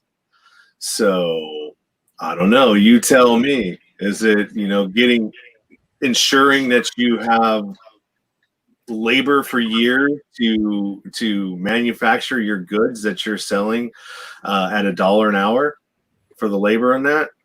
You know, it seems really funny to me that how it kind of connects. And so I've been talking to a lot of formerly incarcerated people, other individuals that are jumping into trying to help people that are re-entering, because prison doesn't reform you. Prison doesn't help you. It doesn't rehabilitate you.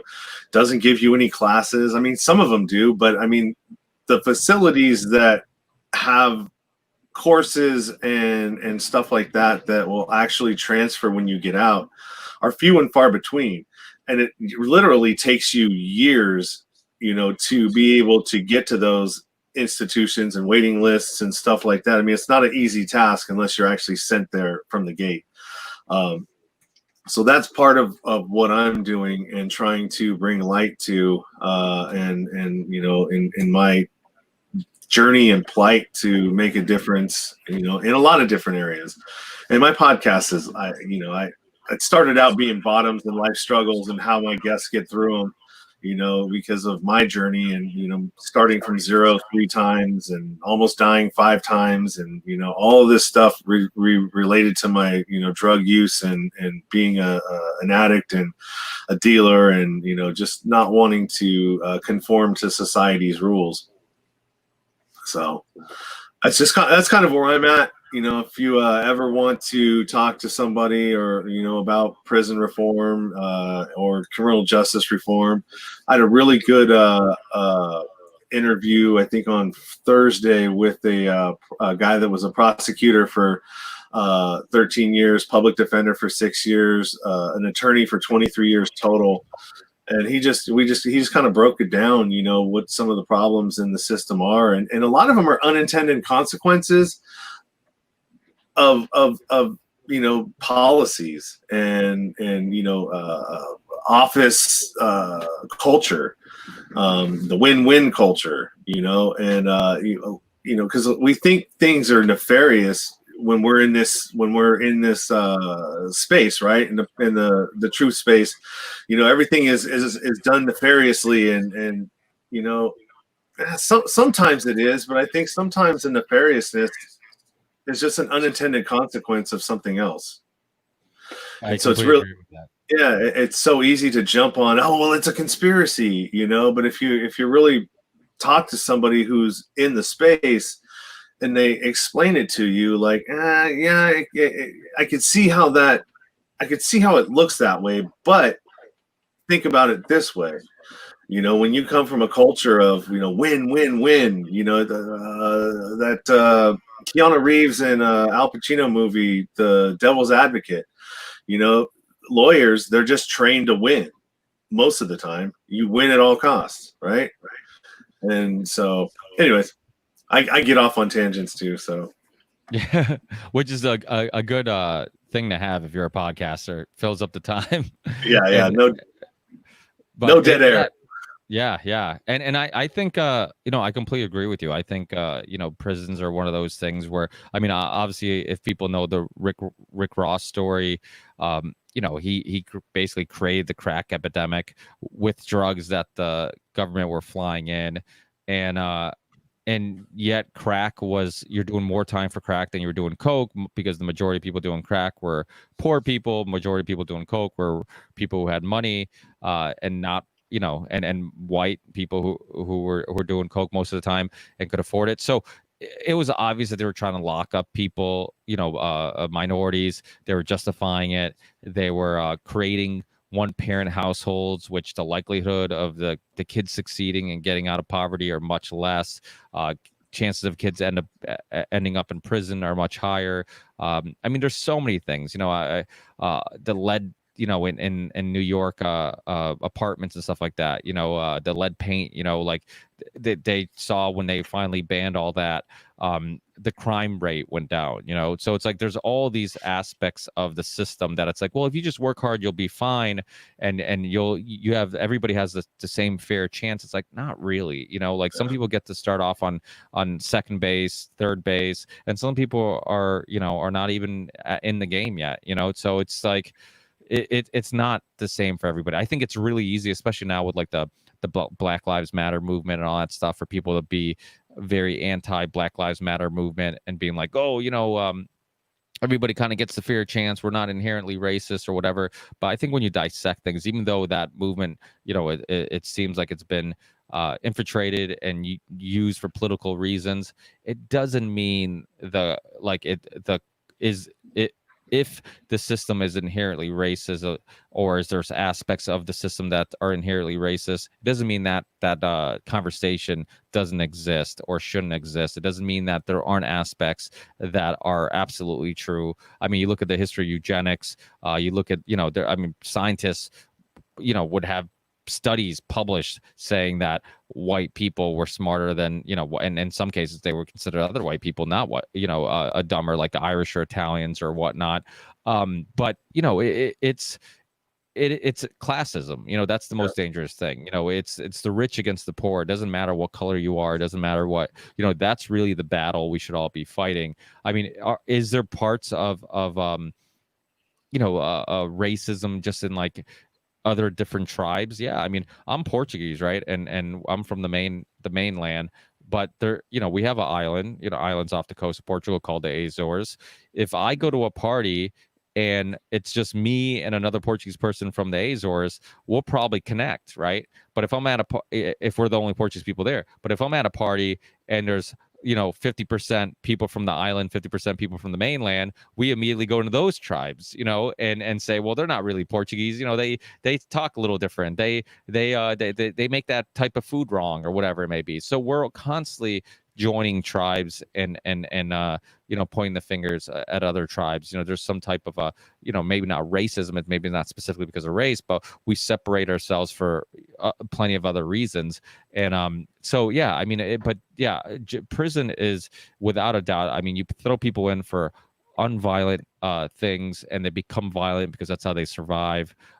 They learn to maybe be I guess do things that are morally incorrect or wrong in the real world, but once they're in that prison atmosphere, and there's also effect on the psyche of people who work at these prisons, because people who work there, without a doubt, when you're only seeing the shitheads, you're only seeing the worst of the world, you almost forget there's good in the world. And I know a lot of people who work at there's a Ludlow jail. I live in Ludlow, Massachusetts. There's a Ludlow jail, and I know people work there who say they can find themselves in some cases being racist, like becoming racist, or finding, like, having to catch themselves because they're judging people based on race more than they ever did, because of the fact that, like, okay, I'm dealing with just these shitheads, and without a doubt, like, prisons are filled more with minorities than others, but it's not as simple as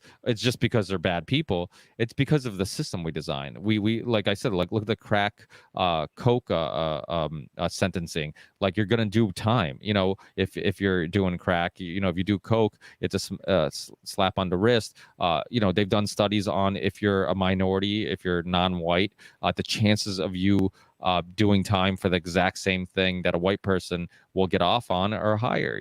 So it's just it's not as simple as, like, oh, look, they're the ones who are filling up our prisons. It's like, yeah, but why? And this goes to, like, every issue. Like, let's get to the root cause of things. Let's not just look at the surface. Let's keep asking why, keep taking steps backwards and try to figure out, okay, why. It's no different than, like, health, right? Like, okay, I could have knee pain, and I could just take and say, oh, it's because I have bad knees, or it could be because of, like, I'm eating food that is causing inflammation. Maybe it's because I'm overweight or whatever it may be.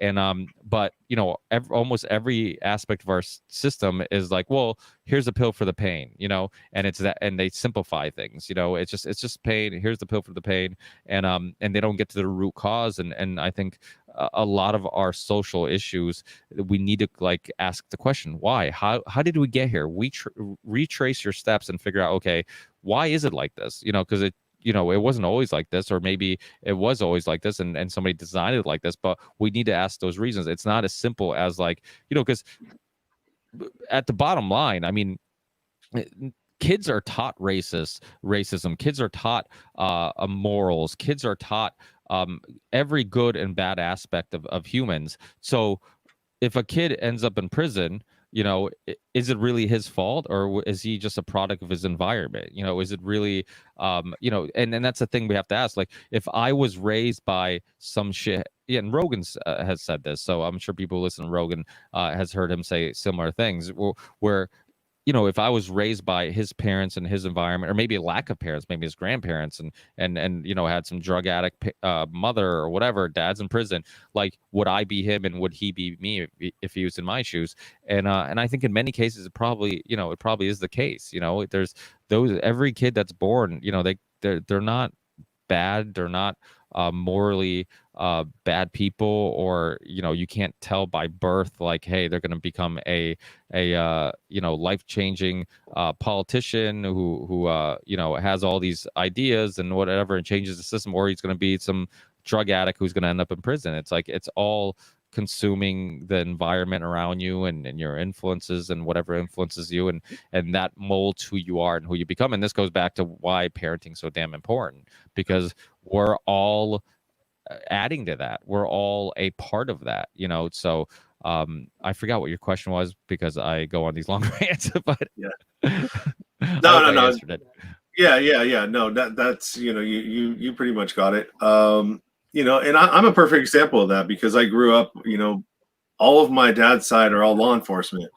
My uncle was in law enforcement. My dad was. My grandmother was one of the first female police officers in Berkeley PD. My other uncle was a correctional officer in San Quentin. So, I mean, I went the complete opposite direction. And the reason why I did is that I was a latchkey kid, and I had no supervision. I had very minimal male role models in my life. And I was basically could do whatever I wanted. When my mom was working in San Francisco, and I spent hours at home doing nothing. She put me on restriction. Okay, no one's here to enforce it. So I'm going to do what I want. And, when you come home, then that's when I'll be home, like maybe a half hour before you get there. And, oh yeah, I've been here the whole time, and so what I learned from there just carried on through adulthood until, it got to a point where I realized I had to change something, because I didn't like the person I'd become. So it really definitely does come down to how you raise your children, and making sure that they are good human beings when they leave you, and we'll continue that on with their children. And that's where we need to start. Some people can change. I'm an example of that, and I still struggle sometimes with things. I'm not always the nicest person in the world, but I recognize that at the end of the day, when I'm doing a checklist of, all right, well, did I do anything today that I'm going to have to apologize for tomorrow? And that's really how I go through life now, because I want to make sure that I don't want to have to apologize for something tomorrow that I did yesterday, because it's embarrassing. And it's not, I mean, it's a part of the growth process, but I mean, if you can eliminate that, and that you have these things that, maybe, might affect people, then, why not try to make your experience with me as positive as possible, to where I'm not going to have to apologize for it tomorrow, and we get something out of it, instead of, that guy's a fucking asshole, man, I don't ever want to talk to him again. He's just, you get it. Yeah. No, I agree with you 100%. I mean, we should always strive to improve every day, and try to and acknowledging your flaws. I mean, we're all flawed in different ways. I mean, I lose my temper sometimes with my kids, and generally feel bad about it, to the point where, like, you know, I apologize and I'm like, listen, you know, I shouldn't have got that mad at you, or whatever. You know, you know, you have a moment of weakness, you know, and that's just a part of it. And I think that as long as you're willing to acknowledge it and you truly are working on it, not just saying you're working on it, because I think a lot of people would say, oh yeah, I'm working on it, and what they're really doing is just constantly saying they're working on it and making the same mistakes over and over again. It's like, okay, you're not really working on it. You're just saying it because it's your way of me accepting your flaws without actually working on your flaws.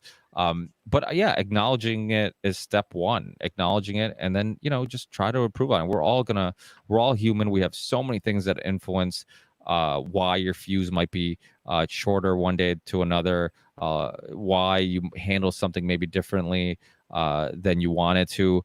And it could be a lack of sleep, work stress, so many different things, lack of exercise, nutrition. I mean, so many things affect the way we deal with things that, you know, it just, you're even the most, I mean, sometimes I see people who are like super calm and like, for example, Ozark, right? Like, he is so calm during the most stressful situations that I'm envious to him. I'm just like thinking to myself, I'm like, if I was him, I'd want to believe I could stay that calm and keep everybody together. But the truth is, I'd probably be fucking screaming and swearing, and every time somebody messed up, and I'd be like, "You did that? What the fuck were you thinking?" You know, like, I just, you know, and I'm sure people like that exist, you know, but even people like that, you know, it takes time, it takes work, it takes some serious, like, emotional strength, and we are emotional creatures. You know, that's one aspect of us that I think we ignore sometimes. We like to think we're all just logical. We just look at information and we come up with these logical decisions on what information makes sense or not. But we have everything from childhood trauma to different influences on our lives that affect emotionally how we react to certain ideas or whatnot, and we have to take that all in consideration. Yeah, and just to contextualize that, you were talking about Jason Bateman's character in the Netflix series Ozarks, and Yep. he is a good example of somebody who doesn't react emotionally but responds intelligently. Yeah. And No, I know a guy who works for a construction company that I actually we do some work with sometimes, and he's like that. He's always super calm and super, like, you know, and we talk about it. I'm like, you know, your way of thinking is awesome, because getting stressed out about something doesn't resolve the problem. So, like, the first step should be like, okay, how do we resolve the problem? Not like, let me get upset about it, then how do we resolve the problem, you know? And so it's, you know, some people are like that. Some people, I mean, he might be really good at just faking it. I mean, maybe, you know, once I'm not around, or there's certain situations where he's throwing shit too and he has a moment of weakness. But you know, people like that, it is you know, I am envious of them, because you know, I am a emotional person per se, in regards to you know, I'm very aware of my emotions. I try to be aware of them, because I understand that they can influence the way I look at things, or how I feel, or what I think.